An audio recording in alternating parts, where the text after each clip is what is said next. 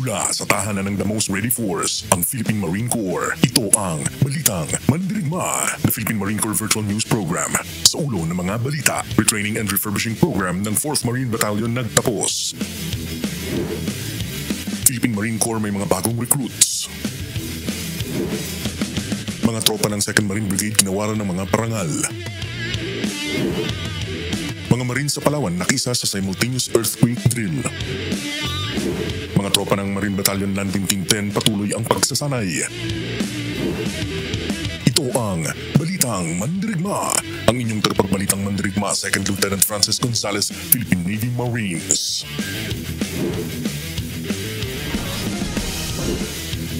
Magandang araw! Ito ang mga balitang nakalap ng inyong mga tagapagbalitang Mandirigma mula sa Luzon, sa Visayas at sa Mindanao.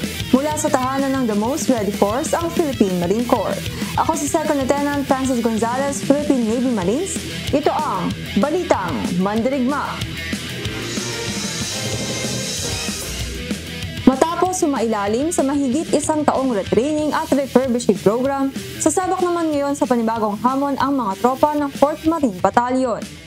Ito ay sa naganap na closing ceremony kasama ang Commandant Philippine Marine Corps, Major General Arturo G. Rojas, Philippine Navy Marines, kung saan idineklara sila bilang isang ganap na Maritime Security Battalion. Malaki naman ang paniniwala ni Major General Rojas na magagampanan ng maayos ng MBLT-4 ang kanilang tungkulin sa bago nilang area of operations. Ang nasabing batalyon ay madedestino sa southwestern frontier kung saan baon-baon nila ang mga dagdag na kaalaman pagdating sa operasyong militar. Samantala, nanumpa ang 181 aspiring Marines bilang mga bagong recruits ng Philippine Marine Corps. Ito ay sa naganap na oath-taking at reception rites ng Marine Basic Course Classes 507, 508 at 509 noong July 2 sa Bonifacio Naval Station Grandstand. Mismo ang Commandant Philippine Marine Corps ang nagsilbing pangunahing pangdangal sa nasabing seremonya, kung saan ipinahatid niya ang kanyang malugod na pagbati sa mga aspiring Marines sa pagtanggap sa hamon na mapabilang sa The Few, The Proud Marine Corps at the most ready force ng Armed Forces of the Philippines. Ayon sa kanya, up front, I'd like to congratulate everyone, itong 181, on joining the proud Filipino tradition. The Marine Corps is lucky to have you. There is nothing nobler than risking your life for your country. Thank you for stepping up to serve our country. Ang mga bagong recruits ay sasabak sa 6 na buwang training sa The Basic School Ternate, Cavite. Pakinggan naman natin ang mga balita mula sa ating mga mandirigma sa buong bansa. Itong mga ulat ng brigada.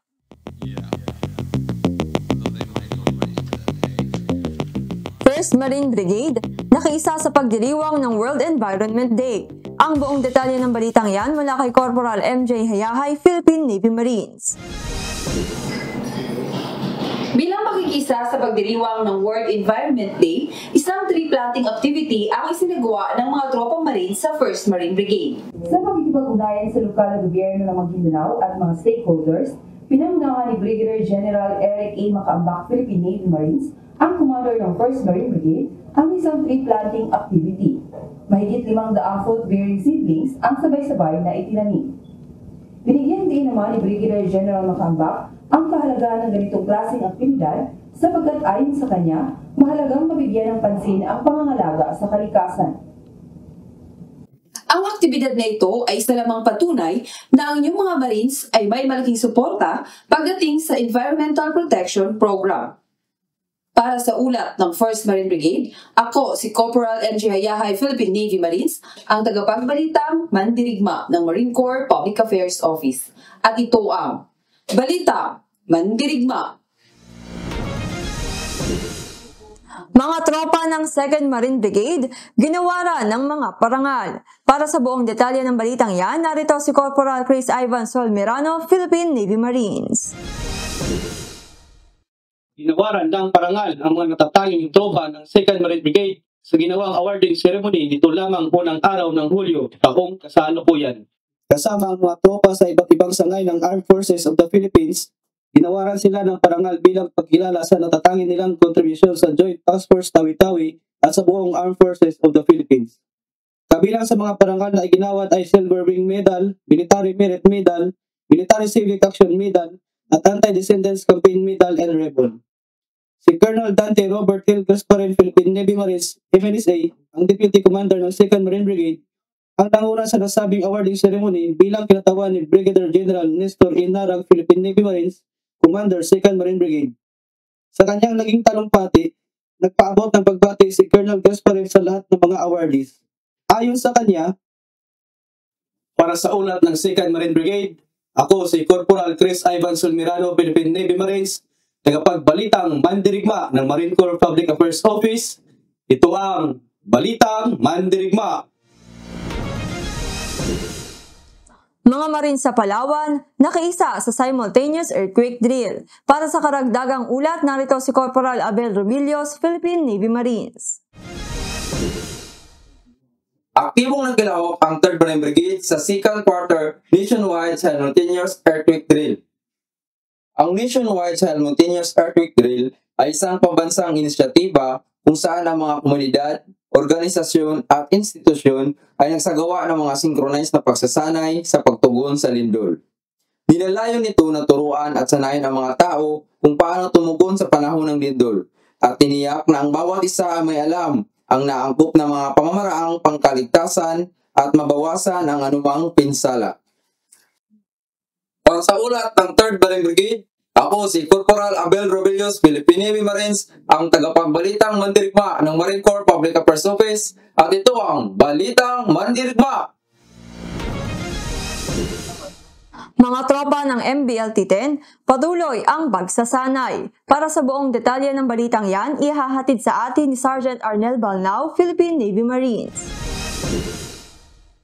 Embag na daw yung amin ni Tailocos, mga Ilocanja. Patuloy pa rin ang pagsasanay na sinagawa ng mga tropa ng MBLT-10.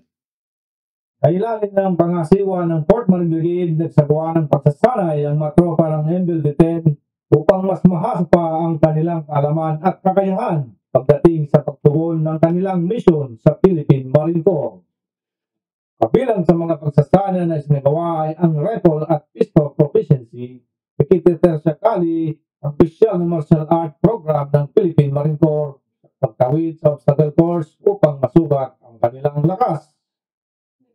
Para sa ulat ng 4th Marine Brigade, ako si Sergeant Arnel Balnao, Philippine Navy Marines, ang tagapagbalitang mandirigma ng Marine Corps Public Affairs Office, at ito ang Balitang Mandirigma!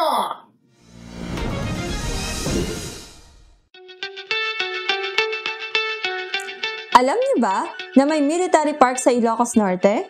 Ito ay tinatawag na Military Park Cape Corridor na matatagpuan mismo sa loob ng Headquarters 4th Marine Brigade sa Burgos, Ilocos Norte.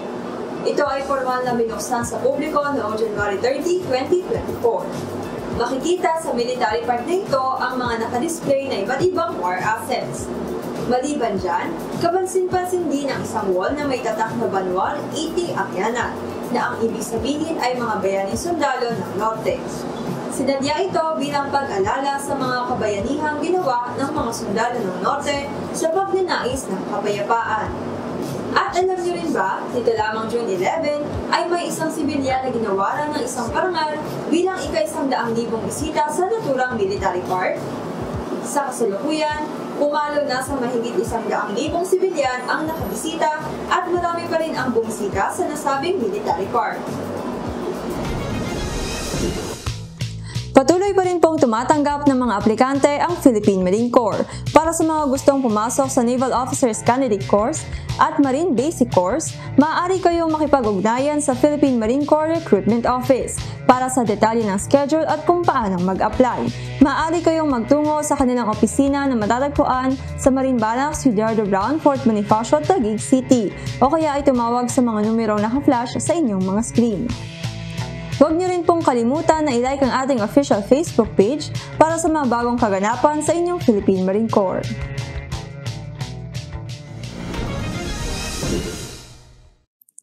Para naman sa lahat ng mga active Marines, patuloy pa rin pong tumatanggap ng mga entries para sa book review contest ng Philippine Marine Corps. Ang kailangan lamang gawin ay basahin ang CPMC's professional reading list and share your thoughts sa pamamagitan ng pagsulat. Layunin ng programang ito na mahasa ang critical thinking, reading and writing skills ng lahat ng individual Marines. Para sa karagdagang detalye kung paano sumali, iscan lamang ang QR code na makikita sa inyong mga screen. Ang last submission ng entries ay sa August 30, 2024. Shoutout muna tayo! Shoutout sa mga sumusuporta sa Balitang Mandirigma. Miss Hilda Escanio at Mr. John Pereira mula sa Singapore, Corporal Samson ng 4th Marine Brigade, Private David ng MBLT 11, Staff Sergeant Vergara at Technical Sergeant Pladanyo ng 2nd Marine Brigade, Technical Sergeant John Joshua Reyes ng MBLT 5, Captain Von Rinji Lopez, Philippine Navy Marines, Sergeant Miano, Corporal Rodrigo at Private Calmorin at buong klase ng Missile Systems Course. Binabati din po namin ng maligayang kaarawan si Captain Gregory V. Favic, ang Commander ng Civil Military Operations Group. Happy birthday po, sir! Para sa inyong mga shoutout, i-comment lang po sa comment section ng ating Facebook page at YouTube channel ng Balitang Mandirigma. At yan ang mga balita ng inyong mga mandirigmang marino ngayong linggo. Muli ako si Second Lieutenant Francis Gonzalez, Philippine Navy Marines. Sa ngalan ng karangalan, katungkulan at kabayanihan, ito ang Balitang Mandirigma.